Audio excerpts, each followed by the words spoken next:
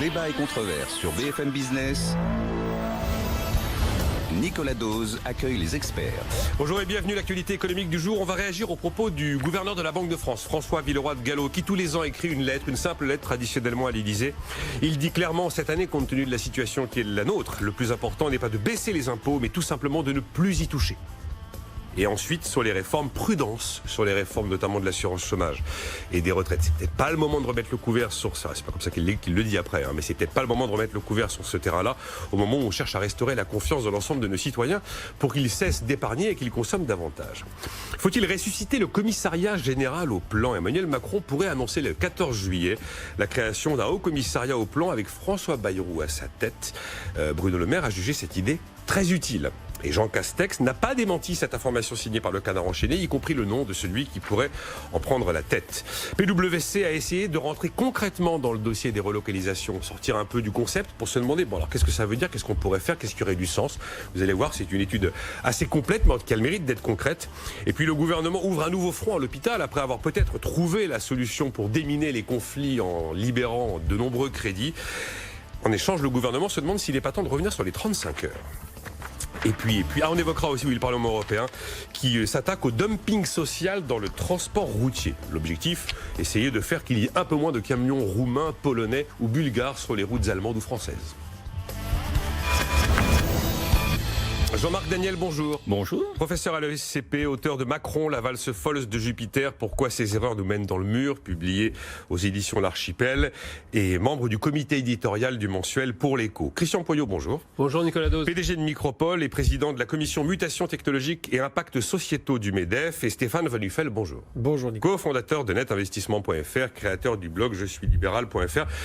Christian Poyot, si je vous dis qu'on n'a pas les moyens de baisser les impôts, malgré les engagements du ministre de l'économie sur une probable baisse des impôts de production, le gouverneur de la Banque de France dit on n'a pas les moyens, on va exploser notre dette, on va perdre notre crédibilité, on va devenir un pays du Sud, la charge de la dette va s'envoler. Prudence, ne faites pas il ne faut pas les monter, mais il ne faut pas les baisser.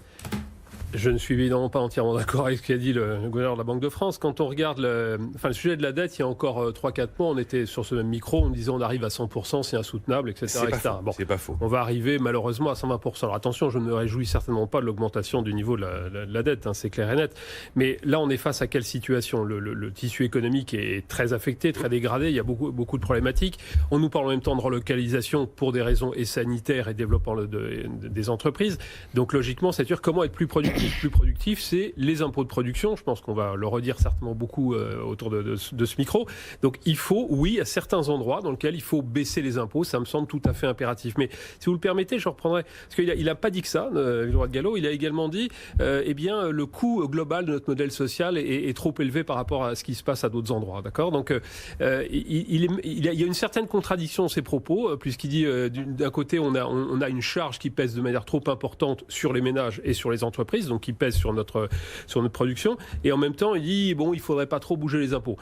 Pour moi, c'est une différence de traitement qui n'est pas la bonne, et la position, je crois, de tous les entrepreneurs, on a certainement la même, c'est de dire il faut absolument doper les... pas un entrepreneur qui défend les impôts de production. Et non, même peu d'économistes d'ailleurs. Pratiquement pas d'économistes. Je crois que ça a été dit 50 fois autour de cette table, mais redisons-le encore une fois, on paye des impôts de production quand on fait le chiffre d'affaires, même si on fait zéro de résultat. C'est quand même complètement stupide et qui n'existe dans aucun autre pays. Donc oui, ces impôts de production, il faut impérativement y toucher, pas pour faire plaisir à je ne sais quel lobby en tant que tel, mais c'est la seule vraie grosse solution pour avoir un redémarrage fort et surtout relocaliser, ce qui est une demande, je pense, de beaucoup de Français. On avait hier une démonstration tout à fait convaincante de Philippe Martin, le président du Conseil d'analyse économique, qui vient de sortir un nouveau rapport pour dénoncer la toxicité, c'est les termes utilisés, des impôts de production.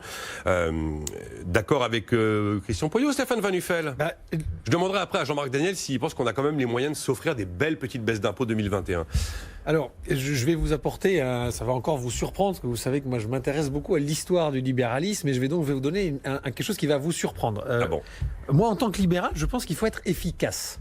Donc le libéralisme, c'est pas anti-impôt, c'est pas tout pour le privé, c'est pas tout pour la concurrence, contrairement à ce que les gens pensent. Donc je rejoins parfaitement ce que vient de dire Christian.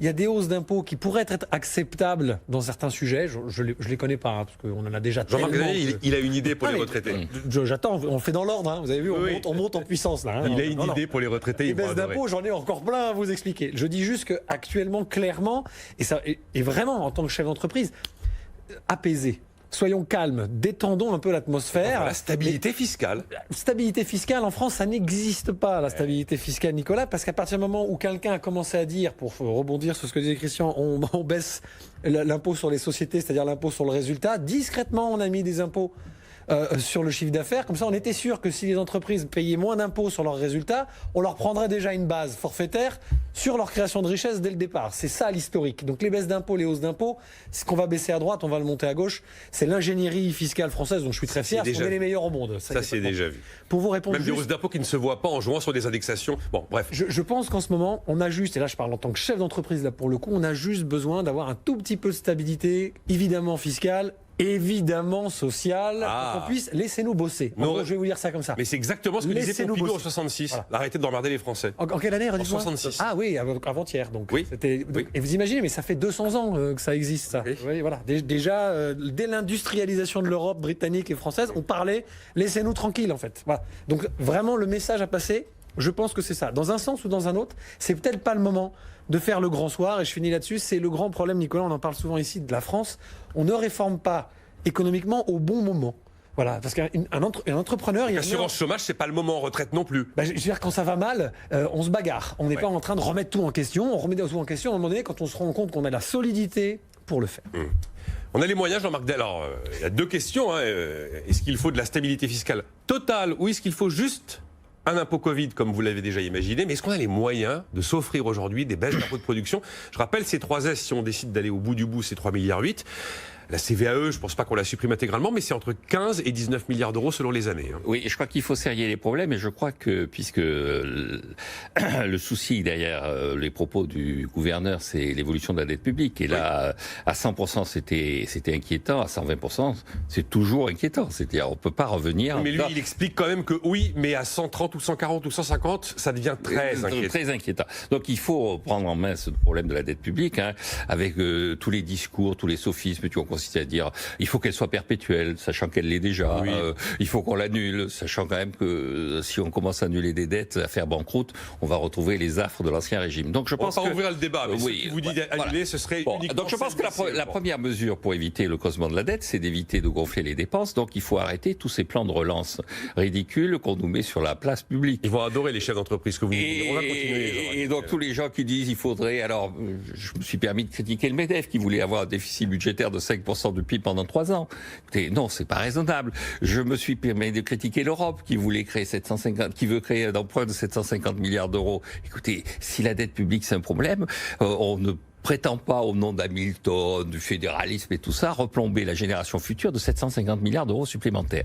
Donc je crois que la première mesure à prendre pour être dans la ligne de ce que dit le gouverneur, c'est d'arrêter les plans de relance. De dire à tous les gens qui parlent de relance, écoutez, partez en vacances. Et vous arrêtez. C'est vous qui devez arrêter. C'est à vous qu'il faut dire, vous arrêtez tout. En revanche, sur les impôts, je pense qu'il y a effectivement 2 choses à faire.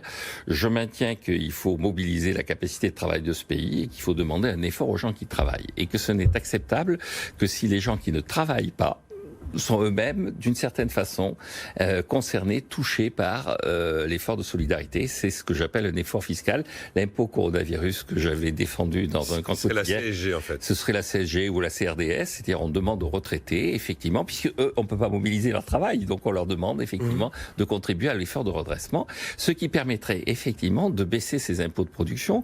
On disait, c'est comme pour la dette, on disait il y a 3 mois, 6 mois, que c'était absurde, que c'était intenable. Vous parliez de Philippe Martin, les rapports se sont accumulés. Le ministre Bruno Le Maire le confirme. Ces impôts sont idiots. Donc, il faut aller jusqu'au bout. Il faut baisser ces impôts avec cette idée que l'impôt coronavirus pourra en compenser une partie, que quand on baisse certains impôts, on a un impact de retour de croissance. Il y a la baisse ex ante et la baisse ex post. Et ça, c'est important. Et la dernière remarque que je ferai par rapport à tout ça, c'est que pour finir avec Monsieur Le Maire, s'il veut supprimer les impôts de production, donc, au passage, au passage, qu'il annule la taxe GAFA, parce que la taxe GAFA c'est un impôt sur le chiffre d'affaires, et donc c'est un impôt qui est tout aussi idiot que la C3S. Alors avant de réagir sur les impôts de production, Christian Poyot, ok, on baisse les impôts de production, mais vous renoncez au plan de relance. C'est ce que me dit Jean-Marc Daniel. Oui, absolument. Alors, bon, Ok, baisse impôt de production, mais alors plan de relance, nada. Sur les impôts de production, on accuse le MEDEF de beaucoup de mots, bien évidemment, mais je ne pense pas qu'on puisse nous accuser des supporters de la dette, etc. etc. Donc, Non, mais j'accuse pas ça, mais je dis, il y a quand même eu un document que j'ai jugé malheureux, quitte à d'ailleurs avoir des échanges un peu vifs avec le président du MEDEF, appelant à 5% de déficit budgétaire pendant 3 ans. C'était l'action commune avec le MEDEF, le patronat italien et allemand. Le raisonnement que nous avons, et qui a été tenu d'ailleurs à quelques instants, c'est de se dire, oui, il faut arriver à diminuer cette dette, à redonner de la souplesse, de l'agilité à la France. Donc oui, on va peut-être à nouveau, ou en tout cas pas réduire la dette dans un premier temps, mais on va investir dans la production, parce que cette année de dette, qu'est-ce qui va permettre de la réduire? C'est parce qu'on va produire plus, parce qu'on va se développer, parce qu'on va créer des emplois, etc. Donc oui, on va supprimer des impôts, et donc, à moins qu'on fasse d'autres choses à côté, les plans de relance, etc., mais ça va agir sur la dette, mais c'est le ROI, je parlais en chef d'entreprise, il est évident. Alors je ne dis pas qu'il est en quelques semaines ou quelques mois, mais en quelques années, il est évident.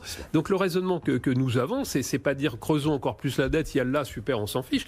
Il faut investir au bon endroit, au bon moment, pour que dans quelques temps, on ait un retour et il y ait des effets positifs. Ça veut dire que le plan de relance est nécessaire.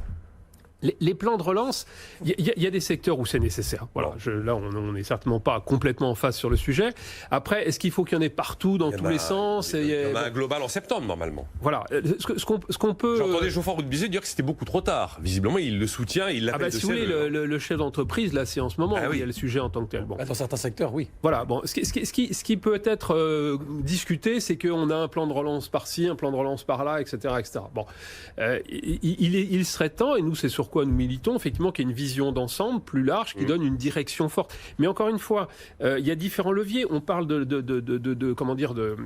diminuer les impôts de production, mais ça a été dit également. Le sujet principal, il faut que nous tous, les Français, on puisse produire plus. Alors, c'est pas possible dans certains secteurs. Dans certaines boîtes, on va même travailler moins parce qu'il n'y a pas de boulot. Donc, les avions, c'est clair. Mais il y a plein d'autres endroits. Et d'ailleurs, allez demander aux petits commerçants ou quoi que ce soit, eux, ils n'ont pas demandé, ils bossent déjà plus qu'avant. Donc, il faut qu'on fasse des efforts, entre guillemets. Voilà, le gros défaut des chefs d'entreprise, c'est d'être hyper pragmatique et d'être réaliste sur le terrain. Donc là, il faut y aller maintenant, tout de suite, et prendre des mesures claires qui ont un impact immédiat et d'autres qui auront un impact dans 2, 3, 4 ans. Stéphane Van Nuffel, plan de relance contre impôt de production, ça vous achetez? Juste apporter une petite précision pour l'un et pour l'autre. Bon. La grosse peur, et je pense à l'impôt Covid, qui n'est pas une mauvaise idée, que ce soit pour les particuliers ou pour les entreprises. Donc ce serait une hausse de la CSG pour les vieux et ce serait compensé par une baisse de cotisation pour les actifs. Et pourquoi pas stopper peut-être la baisse des points d'IS pendant 1 an ou 2, parce que les entreprises qui marchent bien doivent aussi prendre leur rôle social d'entreprise qui marche bien. Le problème, Nicolas, en vrai, c'est que dans ce pays, dès qu'on fait un truc... Parce qu'il y a eu un sujet ponctuel que pourrait être une crise sanitaire, ça va rester pendant les 30 ou les 40 prochaines années. Le problème, il est là, c'est qu'est-ce qui garantit si on habitue les chefs d'entreprise, mon cher Christian, et j'en suis un, à leur donner des plans de relance à chaque fois que ça va pas bien, on va leur faire penser qu'une entreprise est éternelle. Il n'y a rien de plus contre-productif de penser qu'un individu est éternel ou qu'une entreprise est éternelle. La preuve, la dette d'État étant éternel, parce qu'un État par essence même est éternel, on oublie en fait la gravité d'avoir un endettement lourd. Alors je vais juste préciser mon propos. Moi je dis, il y a des situations très importantes où c'est quoi le plan de relance en fait, Nicolas? C'est pour l'instant ce qui va arriver en septembre, on a eu tout. Est-ce que c'est priorité à l'emploi? Est-ce que c'est priorité aux marges des entreprises? Est-ce que c'est priorité à l'investissement? Et je vous le dis, il y aura tout, ça dépendra des secteurs, Nicolas. Il y aura aussi. Aujourd'hui, attendre septembre pour relancer le tourisme et l'hôtellerie, c'est une aberration quand on est la France. La France devrait avoir mis le paquet très fort pour se garantir que cet été, ils sont là, les points de PIB, qui rassureront les chiffres entre -12, -9, -6, peu importe. On est une des premières nations touristiques. Peut-être il y avait déjà une première chose à faire. Bon, il y a eu le PGE, il y a eu plein de choses, etc. Je dis juste, attention à ne pas figer ces actions dans un sens ou dans un autre, dans le temps, qu'elles soient intellectuelles dans la tête d'un champ d'entreprise ou qu'elles soient fiscales. C'est peut-être la raison pour laquelle on refuse de baisser la TVA, ce que font les Allemands pour essayer d'avoir un parce que Nicolas, si on la baisse, on la remontera jamais. Si on monte la CSG, CRDS, je peux vous prouver, c'est mon secteur que... Non mais si on fait un impôt Covid ou un truc comme ça et que ça remonte, on la rebaissera pas, ça va freiner... Il a pas envie de la rebaisser. Ça va freiner l'investissement sur le capital. 3 éléments par rapport à ça. L'idée qu'il faut baisser... L'idée qu'il faut baisser la TVA pour relancer la consommation, c'est une idée absurde à mon avis. On n'est pas dans une situation conjoncturelle traditionnelle. Et donc, la consommation est à peu près retrouvée au même niveau qu'il y a qu'en 2019. Le véritable enjeu, on est à 3% en dessous. Le véritable enjeu n'est pas là. Il y aurait un petit effet prix quand même, mais bon, pas très important. Le véritable enjeu n'est pas là. Le véritable enjeu, à mon avis, deuxième remarque, c'est le fait qu'effectivement, on a arrêté de faire fonctionner ce pays pendant 55 jours. Et donc, c'est un choc totalement exogène, c'est totalement extérieur à la dynamique naturelle de l'économie. Et donc, on ne répond pas à un choc exogène par des politiques conjoncturelles endogènes. On y répond par, effectivement, le fait qu'on prend une décision qui est une décision, non pas de relance, mais une décision de baisse d'impôts et de baisse d'impôts clairement sur les entreprises, qui correspond à la nécessité pour ces entreprises de reconstituer leurs fonds propres. Le troisième élément sur l'impôt Covid, je suis assez d'accord avec le fait que historiquement, il est plus facile de créer un impôt que de le supprimer, mais là aussi, sans vouloir systématiquement me citer, dans les papiers que j'ai faits, je faisais référence à l'impôt sécheresse, qui était l'impôt qui avait été mis en place en 1976 par Raymond Barre, il a même été remboursé.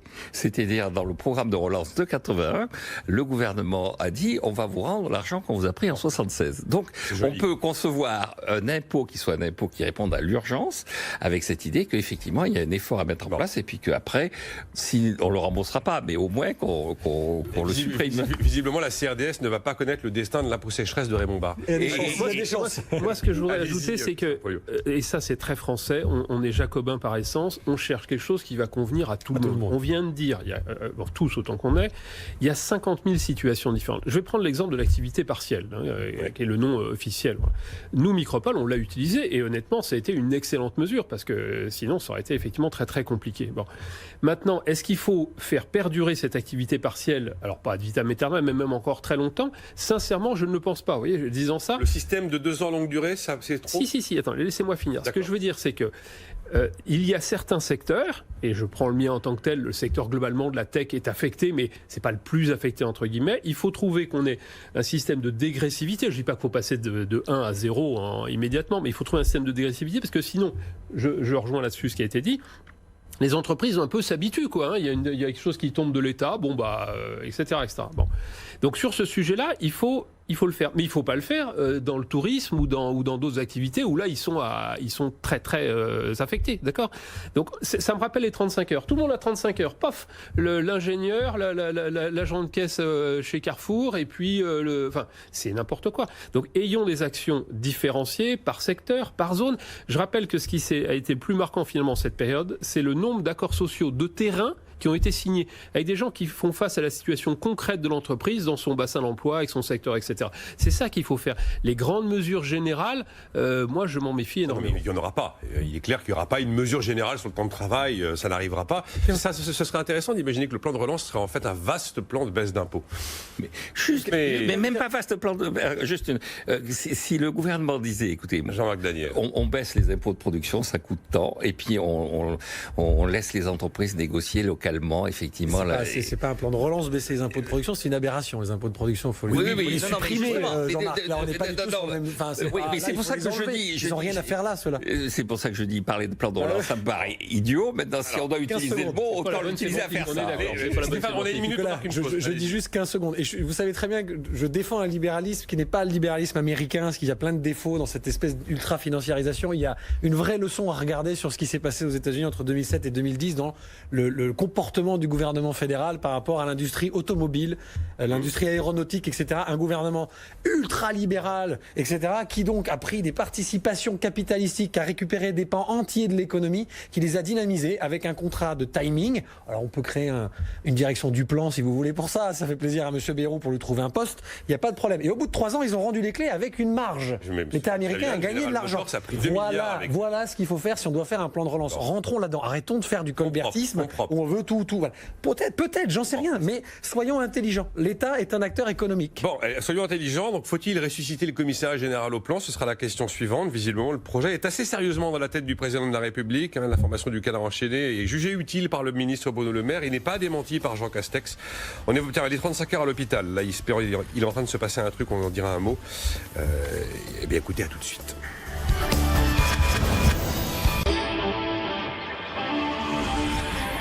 Débat et controverse sur BFM Business. Nicolas Dose accueille les experts. Avec Jean-Marc Daniel, professeur à l'ESCP, qui a publié Macron, la valse folle de Jupiter. Pourquoi ces erreurs nous mènent dans le mur aux éditions L'Archipel. Il est aussi membre du comité éditorial du mensuel Pour l'Écho. Christian Poyol, PDG de Micropole et président de la commission mutation technologique et impact sociétaux du MEDEF. Et Stéphane Van Nuffel, cofondateur de netinvestissement.fr et créateur du blog je suis libéral.fr. On va juste clore cette séquence passionnante sur plan de relance, pas plan de relance, impôt, pas impôt, réforme, pas réforme. Sur les réformes, on est à peu près tous d'accord pour dire que si on fait une petite pause, c'est peut-être pas le moment de tout mettre. Mais le maître mot en fait de la prise de position assez politique quand même cette année du gouverneur de la Banque de France, François Villeroy de Galhau, Stéphane Van Nuffel, c'est de dire l'enjeu c'est quand même la confiance. Et la confiance elle viendra de la stabilité. Si les gens ont peur pour leurs indemnités chômage, s'ils se demandent à quoi va ressembler leur retraite, s'ils pensent qu'il peut y avoir des hausses d'impôts, là, le cash thésaurisé sur les comptes courants, ça va vraiment devenir de l'épargne, de la vraie épargne dure. Et ça, c'est l'une des questions centrales de la reprise. Parce que ce ne sera pas dans le plan de relance, la confiance. Ou alors je ne sais pas sous quelle forme. Je vais vous répondre de deux façons. Très rapidement, je vais vous préciser. Et vous êtes d'accord avec ça? Oui et non, parce qu'attention, il y a 4 types d'investisseurs que je pratique depuis 18 ans quand même, donc j'ai un tout petit peu d'expérience. On pense au ménage et à la consommation. Il y a ceux qui investissent par peur. Donc là, c'est pas de la confiance. Qui épargnent, vous voulez dire, par peur. Ou qui investissent par peur. D'accord. On va avoir un débat sur l'épargne et l'investissement. L'épargne et l'investissement, c'est pas la même chose. Et à la fin, sur le plan comptable, je rappelle qu'il y a égalité entre l'épargne et l'investissement. L'épargne, c'est pas négatif comme geste, au contraire, puisque l'épargne, ça finance l'investissement. Et donc, l'épargne, c'est un acte qui consiste à différer des dépenses. L'investissement, c'est un acte qui consiste à préparer la production. Jean-Marc, je suis d'accord. Bon. Ça dépend, quand on épargne, à qui on confie son épargne pour faire l'investissement. Si on confie au livret A l'épargne aux banques pour l'investissement, on a perdu. Si on met de l'argent de côté pour un jour soi-même, en tant que être humain libre, pédagogiquement formé et responsable, et qu'on a soit de la peur, de la confiance, deuxième cas, de l'opportunité, troisième cas, voire même de la cupidité, parce qu'il ne faut pas oublier qu'il y a des investisseurs ou des épargnants, comme vous voulez, des particuliers, ingénieurs, banquiers, etc., qui sont cupides aussi, parce que je les ai vus pendant la crise. Il y a des gens qui ont eu peur de l'épargne pure, c'est-à-dire de l'épargne de repli. Il y a des gens qui ont la confiance, qui continuent à avoir confiance. Ils ont confiance dans l'État, ils ont confiance dans les entreprises, ils ont confiance dans le système. Et eux, ils continuent à faire exactement ce qu'ils faisaient avant. J'en ai eu, ils n'ont pas bougé. Ils n'ont pas stoppé leur projet immobilier en plein Covid. Ils ont continué à investir en bourse malgré une chute de 30%. Le phénomène, c'est quand même le phénomène de... Bon, une fois qu'on a dit ça, je vais dans le... visiblement. Une fois qu'on s'est dit ça, l'important, je reviens sur ce que je dis, c'est qu'il faut laisser penser aux Français qu'ils sont aussi responsables de ce qu'ils font. Parce que ce que vous appelez la confiance, Nicolas, il faut faire attention de s'inquiéter tout le temps que l'investisseur ou l'acteur économique français va avoir peur si on fait ceci, il va manquer de confiance si on fait cela, etc., etc. On l'infantilise et en fait il ne fera plus rien. Et que même si à un moment donné vous mettez toutes les armes potentielles pour lui donner la confiance, ce sera trop tard. Je fais un parallèle avec ce qu'on disait il y a 2 minutes sur l'entreprise. Si vous habituez trop les entreprises à se faire sauver les fesses, pardonnez-moi le terme, par l'État dès qu'il se passe quelque chose, les entreprises ne prendront plus de risques en vrai et elles ne feront plus d'innovation. Donc je vous donne un constat, moi quand je rencontre monsieur et madame tout le monde, c'est pas la même chose pour l'investissement en entreprise où les chefs d'entreprise ont un peu plus de recul sur les mécanismes. Là, je vous parle de ce que vous me dites. Vous me dites, est-ce que vous n'avez pas peur qu'en ce moment, la peur ambiante fonctionne? Je vais vous faire un aveu. Pendant les 55 jours de confinement, moi, je fais du service financier du conseil financier. L'immobilier s'est arrêté. Oui, les gens n'ont plus investi parce qu'ils ne pouvaient plus visiter les appartements, ils ne pouvaient plus aller sur les terrains, voir les... Bon. Le financier, Nicolas, les produits structurés, c'est-à-dire des produits pointus, des produits à levier, c'est-à-dire des trucs qui normalement en temps réel, la grande majorité des Français investisseurs, j'ai envie de dire, n'y vont pas, profanes, n'y vont pas. Oui. Là, ils ont fait des collectes monstres. Pourquoi? Parce qu'une fois qu'on leur a expliqué que les indices s'étaient cassés la figure, comme ce sont des leviers sur une potentielle remontée de l'indice sur les 10 prochaines années, ils y sont allés comme des dingues. Et ils ne posaient pas de questions, Nicolas, parce qu'en fait, ils avaient la sensation de confiance. J'entends, mais là, François Villeroy de Galhau, lui, il pense surtout aux gens aux personnes qui vont aller consommer ou pas consommer. Alors maintenant, on ne parle pas de la même chose. Vous m'interrogez sur l'épargne et sur l'investissement. Moi, je vous donne maintenant mon point de vue pour finir, si vous voulez. Parce que je comprends que ces montants sont des choses... Moi, je vais vous donner mon point de vue aujourd'hui. Je pense qu'il vaut mieux dépenser son argent dans les 6 prochains mois que de l'épargner. Bon. C'est mon point de vue, mais ça ne va pas plaire peut-être à Jean-Marc. En tout cas, c'est pas ce qui se passe. Je tiens à insister. Évidemment, c'est pas ce qui se passe. Je tiens à insister sur le plan économique parce que après, les mots épargne et investissement sont utilisés de façon un peu... Sur le plan économique, l'épargne, ça finance l'investissement. Oui, on est d'accord. Quand il y a de l'épargne, c'est une bonne nouvelle parce que ça augmente le niveau d'investissement. Donc dire que l'épargne, c'est pas de la thésaurisation. L'épargne, c'est pas des billets ou des accumulés dans une caisse au fin fond d'un jardin enterré comme dans la barre de Molière. L'épargne, c'est un mécanisme dans lequel on prépare l'avenir. Oui. Et donc l'épargne, c'est une bonne chose. Et je maintiens un des problèmes de l'économie française, c'est que nous manquons d'épargne parce qu'un pays qui n'épargne pas assez a un déficit de sa balance des paiements courants. Et ce qui est le cas de la France. Ça, c'est de l'économie. Oui. Et quand j'entends certains qui disent il faut moins épargner pour davantage investir, je me permets de dire que sur le plan de la théorie économique et de la réalité économique, c'est idiot. On a utilisé. Alors après, une fois la question qui se pose, c'est la question qui se pose, c'est cette histoire de confiance. Je pense que la confiance, c'est une habileté d'utiliser le mot, parce que la confiance, c'est une chose qui ne se mesure pas. C'est-à-dire, on peut faire des modèles économiques avec du capital, et encore, on ne sait pas très bien mesurer le capital, avec la quantité de monnaie, avec le déficit budgétaire. On ne peut pas considérer que la proportion à consommer est un peu un signal ? Ben non, justement, ce que montre la théorie économique, c'est que ça n'a rien à voir. Théorie économique, mais je vous dis que ça peut être un peu. L'économie, c'est un savoir. Donc après, on peut utiliser les mots de ce savoir, mais il faut utiliser le contenu de ce savoir. Il arrive quelquefois, Jean-Marc, que les statisticiens cherchent d'autres outils quand les outils habituels ne fonctionnent pas. Oui. On a déjà regardé là, les facturations de cartes bancaires au niveau de l'INSEE pour essayer de se rendre compte au jour le jour comment les choses. Ils cherchent des Nicolas, on peut trouver des économistes qui n'auront pas la même lecture de la théorie économique, mon cher Jean-Marc. Sur ce plateau, j'ai eu des discours sur la différence entre épargne et investissement, et il y avait des économistes en face bien comme il faut, qui n'avaient pas le même. Je ne vais pas insister. Moi, je suis d'accord avec toi, Jean-Marc. Je ne vais pas insister. Il y a une seule chose sur laquelle tout le monde est d'accord, c'est qu'il y a égalité entre l'épargne et l'investissement. La confiance, Jean-Marc. C'est une équation S moins I plus T moins H égale X moins M. C'est la première leçon de sciences économiques qu'on apprend à la faculté. Je pense qu'il y a quand même des choses qui sont incontournables. Et donc, pour en revenir sur la confiance, on peut avoir des indicateurs, mais ces indicateurs ne permettent pas d'avoir une mesure. Et donc là, ce que je veux dire simplement, c'est que dire il faut rétablir la confiance, c'est un discours, mais ça ne se mesure pas. On ne sait pas très bien. Mais c'est des actions. C'est des actions. Je veux dire, Christian Poyot. Comment dire ça ? On a quand même un indice du moral des ménages de l'INSEE. Non, mais c'est pas une équation. C'est pas une équation. Juste une chose. On peut mesurer le déficit budgétaire, ça c'est clair. On peut mesurer la dette publique, ça c'est clair. Mais la confiance, ça se mesure pas. Et la confiance, ça ne se mesure pas. Non, mais je ne me permettrais pas de débattre des théories économiques avec Jean-Marc Daniel. Simplement, où je suis tout à fait d'accord, c'est-à-dire qu'on peut pas dire que les Français ont épargné. Simplement, ils ne pouvaient pas ou voulaient pas dépenser. Voilà. Oui, mais ils ne le font pas non plus aujourd'hui. Factuellement parlant, ça crée une augmentation des dépôts dans différents produits financiers, etc.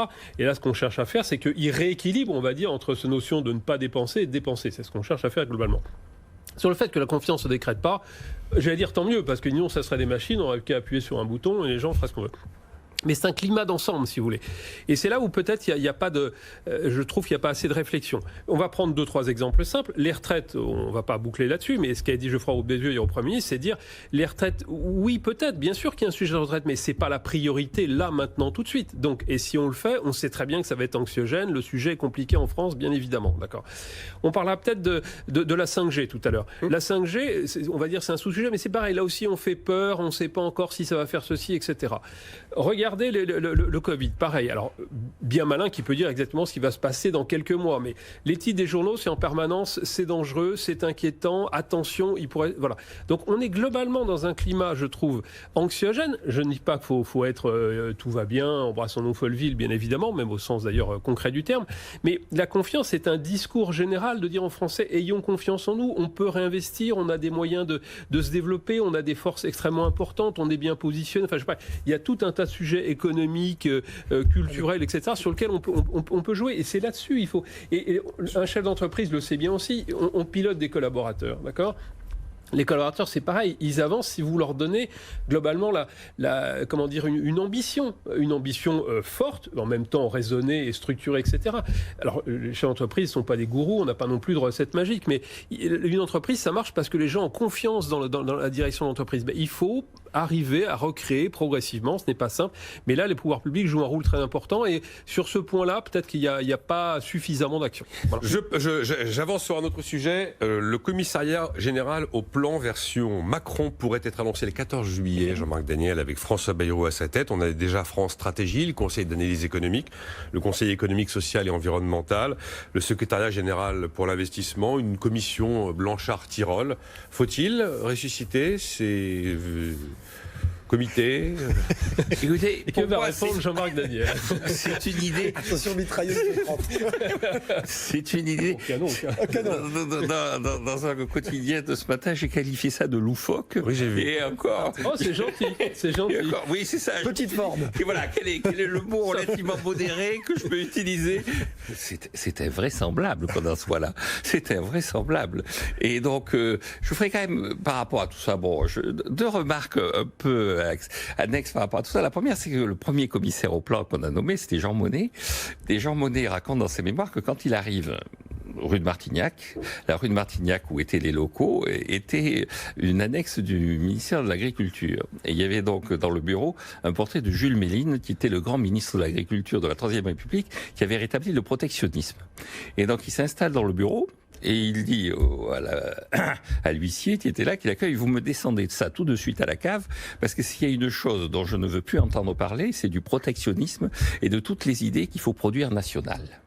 Et là, on est en train de nous refaire un commissariat au plan avec comme idée qu'il faut relocaliser, qu'il faut...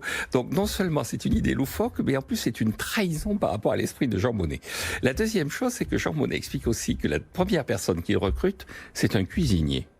Parce qu'il va utiliser le commissariat général au plan pour inviter les gens à déjeuner, pour créer des échanges. Alors ça me paraît en revanche une assez bonne idée de pouvoir faire du networking. Je conseille à François Bayrou, puisqu'il est... Et d'inviter Jean-Marc direct. De recruter un très bon cuisinier et effectivement de faire du networking, mais d'en rester là. Par rapport à ce que vient de dire Jean-Marc Daniel, et ça nous amène à la question des relocalisations. Alors, j'ai pas le temps de détailler ce que PricewaterhouseCoopers publie, mais ils ont essayé de se poser la question de manière concrète. Quels produits sont importants, devraient être localisés, car c'est des innovations dès le départ sur le sol français, par exemple des robots chirurgiens, et quels sont les produits qu'on pourrait imaginer relocaliser par rapport à ce qu'on a. Alors, moi, je voudrais réagir sur ce qu'a dit Jean-Marc. On sent bien dans le commissariat au plan l'idée qu'il y aurait le Made in France. J'achète le mot loufoque, on va rester dans les mots corrects, etc., sur la notion de recréer une datar ou. Oui, c'était la datar avant. Oui. Parce que là, encore une fois, on retombe dans l'esprit jacobin, tout doit être piloté, global, etc. Où je ne suis pas complètement en phase, on va dire ça comme ça, c'est sur le sujet de la souveraineté. Parce que, oui, il y a quand même des sujets dans lesquels la France et l'Europe jouent à armes inégales avec, on y voit bien les pays continents, États-Unis et Chine d'une manière générale. Donc, il y a des sujets dans lesquels il faut faire du protectionnisme. C'est un chef d'entreprise, casquette MEDEF, qui dit ça. Oui, il faut faire du protectionnisme intelligent, d'accord, mesuré, mais il y a certains secteurs dans lesquels on ne joue pas à armes égales sur ce point-là. Donc là, voilà, sur ce sujet, je suis en désaccord par rapport à la position de Jean-Marc. C'est clairement un désaccord. Ah, mais j'ai compris. J'ai compris. Un mot peut-être sur les relocalisations. Vous voyez, on a 13 minutes. Non, mais un mot peut-être sur les relocalisations, Stéphane Venufal. Et je reviendrai sur le protectionnisme avec le Parlement européen qui a pris une décision concernant le transport routier. Je vais essayer de faire un juste milieu pour une fois, même si c'est pas du tout ma nature très rapide. Je suis pas du tout pour le protectionnisme franco-français. D'abord, je pense qu'on a déjà on a un gros sujet avec l'Europe déjà. Donc, s'il devait y avoir un commissariat au plan ou un truc de ce genre, aberrant pour moi, mais s'il devait y en avoir un, il devrait être européen et pas français.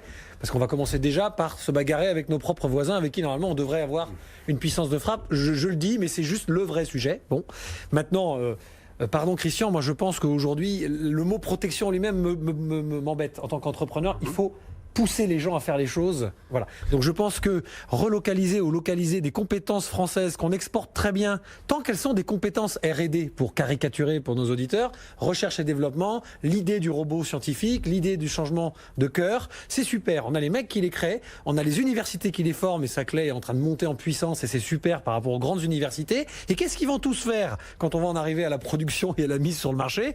Ils vont aller à l'étranger. Donc en fait, c'est juste il y a trop d'impôts de production. Mais peu importe, mais Nicolas, sans doute, je vais pas le faire mon libéral de service, mais non, mais je vais pas faire mon libéral de service. Mais en vrai, il est là le vrai problème. Donc moi, je veux bien localiser. Et j'ai commencé à regarder les 20 points que Pricewaterhouse a découpés. Je trouve ça très intéressant et je suis un fou de Schumpeter. Ils ont fait un boulot pragmatique. Oui, mais c'est facile quand je vous répète à chaque émission, je vous parle de Schumpeter. Évidemment, c'est évident.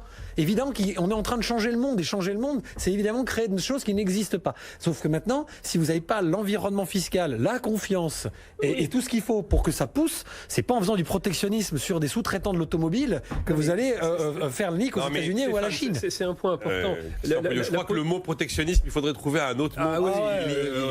Mais commissariat au plan aussi. Oui, bien sûr. Donc on avait trouvé France Stratégie normalement. Ah oui, mais j'achète une partie de ce que dit Stéphane. Évidemment, moi non plus, je suis pas ni protectionniste ni puis le mot souveraineté, pareil, peut être très mal utilisé et encore pire en politique, bien évidemment. Mais il y a un certain nombre de secteurs dans lesquels on ne peut pas se développer parce que de l'autre côté, c'est des boîtes qui sont subventionnées. Vous êtes face à des acteurs où en fait c'est l'État qui subventionne à perte. Donc de toute façon, on peut avoir les meilleurs ingénieurs du monde, et nous avons les meilleurs ingénieurs du monde. En France, on peut lutter armes égales avec tout le monde, d'accord, y compris sur les parties 5G, techno, etc., etc. Mais on est face à une puissance de feu qui n'est pas égale en tant que telle. Donc il y a certains secteurs bien précis, avec un raisonnement européen évidemment, surtout pas franco-français, dans lequel il faut légitimement mettre en place du protectionnisme intelligent, parce que sinon on est en train de se faire bouffer. Là, je prends une casquette effectivement plus sur la partie technologique, c'est vital pour nous. C'est vital pour nous. Et juste un mot sur les relocalisations.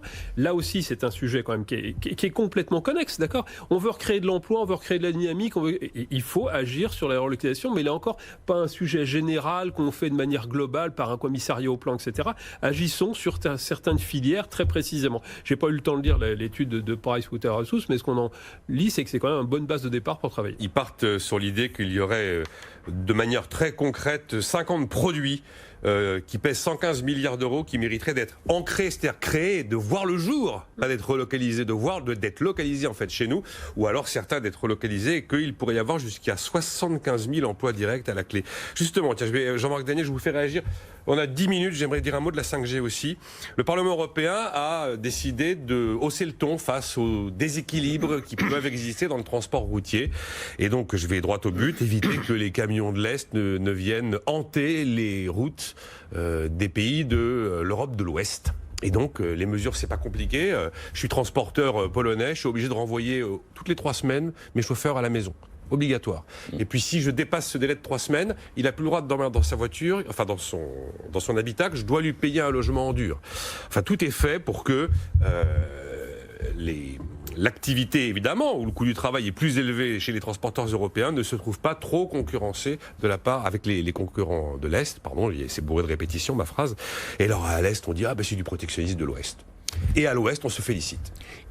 Oui, écoutez, c'est un peu le même débat que ce qu'on vient d'enclencher, c'est-à-dire protectionnisme intelligent, pour moi c'est un oxymore, ça n'existe pas. C'est une formule idiote. Non, mais bon, aussi. Là, je ne veux pas être violent de nouveau et employer trop souvent ce mot, mais enfin c'est quand même aberrant de dire des choses pareilles. Et là, sur la décision du Parlement européen concernant le transport routier, on est d'accord. Hein. Oui. Et donc en plus, l'Europe, là, sur l'Europe d'une façon générale, quand même, que la zone qui dégage le plus d'excédents extérieurs au monde réclame à se protéger contre des agressions extérieures. Non, mais parlons du transport routier, Jean-Marc Daniel. C'est ça. Le truc que oui, mais je vais revenir sur le transport routier. Après, on fait protectionnisme au sens. Non, c'est pas du. Là, on est sur le transport routier. Oui, j'entends bien. Vous parlez avec des transporteurs français ou allemands, ils vous disent moi, je peux plus bosser en gagnant de l'argent si l'ensemble de mes trajets sont assurés par des gars qui viennent de Bulgarie. Alors, la Bulgarie, elle va porter plainte devant la Cour européenne de justice. Mais il y a des réalités quand même, là, il faut bien le reconnaître. Ah non, mais il y a des réalités, ça s'appelle la concurrence. Ouais. Et quand on dit qu'il y a trop de concurrence, il n'y a jamais trop de concurrence. Parce qu'à la fin, la concurrence, ça fait baisser les prix. Alors, effectivement, il y a toujours eu, dans le monde patronal, la tendance à considérer que le concurrent, on est pour la concurrence, mais hélas, le concurrent est déloyal. On n'a pas de chance. On est pour la concurrence, mais pourvu qu'elle soit... Là, il n'est pas déloyal. Dans mon sens. Et là, il n'est pas déloyal. Voilà. Il est définitivement moins cher et ça ne changera pas. Eh bien, écoutez, on en bénéficie. C'est-à-dire que le consommateur, à la fin, en bénéficie. Le but du jeu, quand même, de l'économie, c'est de garantir à l'ensemble de la société du pouvoir d'achat. Et donc, essayer de maintenir des emplois dans des secteurs qui sont de toute façon non compétitifs par rapport à des secteurs au sein de l'Europe même. Non, j'entends. Ça me paraît totalement artificiel. Alors, Christian Poyot. Encore une fois, on va essayer de trouver un mot différent que protectionnisme intelligent. Je suis d'accord. Surtout qu'en plus, il a déjà été utilisé en politique. Le mot oxymore est assez bien utilisé dans ce cas-là. Moi, sur ce sujet de transport routier, je suis assez mitigé parce qu'effectivement, de dire est-ce qu'il y a des différences sociales ? Oui, bien sûr. Maintenant, si on met des barrières autour de la France, déjà c'est idiot parce qu'on est en Europe et ça va aboutir simplement à une chose, on va se cristalliser sur nos rigidités et ne pas faire bouger le marché du travail. Parce que un des problèmes de base, c'est quand même ces satanées 35 heures. Faut dire les choses. C'est une règle européenne voilà. Là, dont je parle. Oui, on est d'accord. Mais, donc, si on fait ce genre de choses, moi, certainement vous aussi autour de cette table, j'en connais des gars qui ont des boîtes de transport routier. Le mec, ils sont dans le corner là. Ils disent qu'est-ce que je fais ? Mais il ne faut pas tant réguler ceux qui sont de l'autre côté, il faut voir comment changer et faire sauter les barrières pour qu'en France on puisse être concurrentiel. C'est ça qu'il faut faire. Vous croyez que dans ce maintenant on peut être concurrentiel voilà. Non mais bizarrement on est tous d'accord. Voilà. Mais vous croyez que c'est imaginable, Christian, qu'on soit concurrentiel en France par rapport à... Je vais vous donner un deuxième exemple. Juste milieu. Jean-Marc dit la concurrence, c'est très bien, mais il n'y a pas de souci, bien sûr. Enfin moi la concurrence, je suis dedans tous les jours. On va prendre l'exemple des télécommunications, d'accord. En Europe, on a mis en avant la concurrence. Aujourd'hui, on a 25 opérateurs en Europe, d'accord ? Il y en a 3 ou 4 aux États-Unis et 2 ou 3 en Chine en tant que tel. Conclusion, on est en train de se faire laminer parce que là, c'est des sujets qui sont pas uniquement des sujets économiques, mais qui sont des sujets de souveraineté, de géostratégique et compagnie, et on n'a aucune puissance de feu. Donc sur certains sujets, puis on pourra reparler de Bombardier, Alstom ou des choses comme ça, oui, la politique systématique de la concurrence nous a amené dans le mur. On voit bien d'ailleurs que la Commission européenne est en train de changer son paradigme sur ce point-là. Donc là aussi, comme d'habitude, c'est jamais tout blanc ou tout noir. Les positions définitives, il n'y a qu'à Faucon. Voilà. Donc, il faut traiter chaque sujet de la manière la plus, pragmatique possible, en regardant l'intérêt économique, mais aussi en regardant l'intérêt global de l'Europe. Stéphane Venufel. La dernière phrase, ils ont fini tous les deux par dire le mot qu'il fallait. Ils ont dit l'Europe. En fait, ce qui est incroyable dans cette histoire-là, c'est que c'est de la concurrence interne européenne. Et vous savez que je m'étais, je ne sais plus avec qui, un petit peu accroché sur ce plateau, sur le dumping fiscal de l'Irlande, qui moi commençait à me courir sur le dos, parce que je ne comprends pas, c'est pas la faute de l'Irlande ou la faute du chauffeur polonais ou roumain ou bulgare. Je ne crois pas qu'un chauffeur de routier français rêve de devenir le chauffeur bulgare. On est tous d'accord là-dessus. Donc, par contre, son entreprise rêve d'exister. Là, pareil, l'Europe descend pour taper du poing sur la table dans un sens ou dans un autre, selon la doxa, qui est celle qui est à la mode à ce moment-là. Je dis juste à un moment donné, que là, je partage pour le coup vraiment l'avis de Jean-Marc. On le sait, une concurrence saine, Jean-Marc, une concurrence saine et qui est assumée par tout le monde, Christian, y compris par les chefs d'entreprise que nous sommes. Parce que Jean-Marc a raison de dire la concurrence, elle est bonne quand je gagne, elle est jamais bonne quand je perds. Bah ouais, mais moi je joue au tennis, je déteste perdre. Évidemment, quand je perds, je suis pas content. On aime bien la concurrence quand il faisait chaud, la balle n'est pas en bon état, les corps sont détendus. Mais juste, Stéphane, ces phénomènes qu'on décrit, il n'y en a pas des masses en Europe. Il y a l'histoire du BTP avec les ouvriers, l'histoire des transports routiers, il n'y en a pas 25 000. Le plus grave, c'est le fisc. Le plus grave, c'est les impôts. Mais là, on parle de ces histoires-là. Nicolas, le rôle de l'État. Il y a 2 vrais exemples en Europe de ce genre de phénomènes qui se produisent et qui posent des problèmes. On n'est pas en train de se dire qu'on va légiférer dans tous les sens. Non, les transports routiers et le BTP. Très bien. Donc il faut trouver un juste milieu. C'est pas un coup on va dans un sens de l'ultra-concurrence, un coup on va dans le sens du protectionnisme. Il faut peut-être nettoyer un tout petit peu ce qui fait que les employés français du bâtiment, encore plus que dans le transport routier, ne sont plus, entre guillemets, rentables pour un chef d'entreprise du bâtiment qui préfère détacher et faire venir de Pologne ou d'Espagne des ouvriers. Et dans l'inverse, il faut surveiller dans quelles conditions l'ouvrier polonais ou espagnol vient également en Allemagne ou en France pour voir s'il ne dorme pas à 15 dans une caravane, ce qui est une réalité. Oui, parce qu'évidemment, le chef d'entreprise, il va aussi voir l'effet d'aubaine. Et là, pour le coup, on ne peut pas parler de concurrence saine. Parce que l'ubérisation n'est pas un résultat que moi je veux pour la société de demain. C'est pas baisser les prix à tout prix n'est pas une bonne idée si tu baisses les services avec. Et on est en train de parler de ça. Le problème, c'est qu'on est obligé de surveiller qu'ils vont bien dormir le nombre d'heures. Parce que sinon, les mecs vont bosser 50 heures sans dormir et on va avoir des camions qui vont finir sur le coin de la route. Le vrai sujet, il est là. Donc il y a forcément un vrai rôle. Et c'est l'Europe qui doit prendre sa responsabilité. Les mesures européennes, elles vous semblent équilibrées ? Oui, mais c'est toujours tout l'un ou tout l'autre. Le camion doit vivre 4 jours de carence, le même camion, avant de revenir dans un pays. Ouais. Bon. Là, je suis pas un spécialiste pour vous dire quelle est la contrainte que le camion français doit. Je suis pas sûr que l'Europe doive passer de l'énergie sur ça. Non, mais moi j'ai pas d'avis. Enfin, je regarde. Mais encore une fois, le transport routier et le BTP, c'est vraiment là où. Je sais pas, mais un petit ministère européen du transport, c'est important quand même. On a 2 minutes 45. Est-ce que vous comprenez ou est-ce qu'on peut expliquer, Christian Poyot, l'incroyable psychose autour de la 5G ? Qu'est-ce qui se passe pour que la 5G soit devenue... il y a même des gens qui ont considéré qu'elle avait véhiculé le Covid. Bon, stop, basta, mais... Alors là c'est l'extrême, je ne veux même pas m'exprimer. Non, bien sûr. Tout ce qui est excessif est idiot, ça. Un oxymore. C'est bon, on va pas... Non, mais par contre, non, mais attendez. Le Covid n'était pas dans la entendre des maires de grandes villes, qu'on ne citera pas, qu'on a cité hors antenne, qui dès leur élection disent qu'il faut arrêter la 5G, entendre des grands patrons de partis politiques dire que ça sert juste à regarder des films pornographiques dans les ascenseurs, et entendre la Convention nationale sur l'écologie, qui était dans l'idée très bien, dire qu'on ne sait pas bien à quoi ça sert. Mais alors, franchement, qui est-ce qui est venu leur expliquer? Moi, je veux bien y aller, je ne suis pas un expert machin, mais à la base, si vous voulez, il faudrait qu'on comprenne que ça sert à quelque chose, c'est un vrai enjeu et économique, et technologique, et de souveraineté sur le sujet. Pourquoi on est dans ce sujet-là? Voilà, pourquoi il y a cette folie? Alors, je sais pas, en France, il y a des trucs, c'est pareil, dès qu'on dit riche, il y a la bave qui coule les lèvres, oui, on voit le débat sur l'ISF, etc., etc. On a des phobies qui sont incroyables. Alors, sur celle-là, moi, je pense, ça part de ce sujet de principe de précaution. Ça fait quand même 5, 10, 15, 20 ans qu'on imprime dans la tête des gens que ça peut être dangereux. Parce que le débat sur la 5G, qui puisse en avoir un, moi ça ne me choque pas du tout et je suis tout à fait prêt à l'avoir, mais il faut bien comprendre qu'aujourd'hui le sujet c'est, on ne sait pas si ça pourrait avoir des effets négatifs. On n'est pas en train de dire ça a des effets négatifs, mais on ne sait pas. Donc quand on ne sait pas, on ne fait pas. Le fameux principe de précaution. On a imprimé ça dans la tête d'une génération de gens progressivement, alors que la France est un pays d'entrepreneurs et on est dans l'anxiété permanente, d'accord ?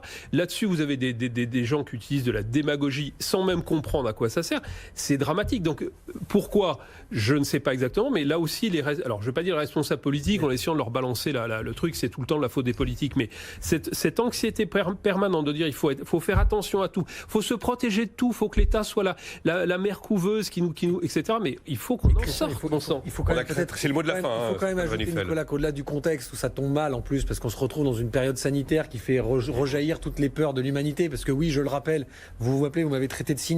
Vivre, c'est mourir. Ah, dommage, on avait oublié ça. Voilà, c'est être malade, c'est normal. Voilà, bon, bref. Il ne faut pas oublier que la 5G, elle représente aussi toujours les grands groupes de télécommunications qui, en particulier en France, sentent mauvais parce que ça sent le CAC 40, ça sent... voilà. Vous voyez, il ne faut pas oublier qu'il y a aussi... Si, Christian, c'est pas vraiment sur ce terrain. Le débat de la 5G, c'est pas qu'une question sanitaire. Il y a aussi tout un maelstrom de l'extrême gauche. Là, sur le truc, oui, l'entreprise, c'est ça, les profits, c'est pas bon. Ils se cachent derrière la santé, mais en fait, on sent que ça les embête. C'est un nouveau marché, c'est de nouveaux business, c'est des nouveaux abonnements, c'est des nouveaux équipements. Juste, c'est un sujet crucial du point de vue économique et du point de vue de la souveraineté européenne. J'en suis absolument convaincu pour avoir déjà fait des chroniques sur cette thématique, en considérant que c'était probablement une étape absolument révolutionnaire de la révolution. Comme toutes les étapes dans l'IT, dans la technologie. Il y a eu des innovations de process qui n'étaient pas forcément des innovations de rupture. Évidemment. Là, la 5G ressemble quand même à une innovation quasi de rupture. Évidemment. C'était aujourd'hui Jean-Marc Daniel, Christian Poyot, Stéphane Van Nuffel. On se retrouve lundi à 9h.